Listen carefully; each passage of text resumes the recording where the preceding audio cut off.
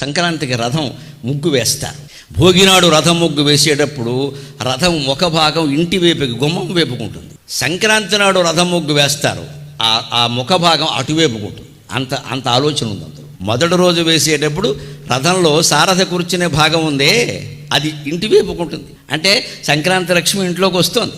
సంక్రాంతి నాడు కనుమ నాడు వేసేటువంటి రథం ముగ్గులో ఆ సారథి కూర్చున్న భాగం అటువైపుకుంటుంది. సంక్రాంతి లక్ష్మిని గౌరవంగా సాగనంపుతున్నాం, శాశ్వతంగా మన ఇంట్లోనే ఉండమని అనకూడదు, అది మళ్ళీ స్వార్థమే.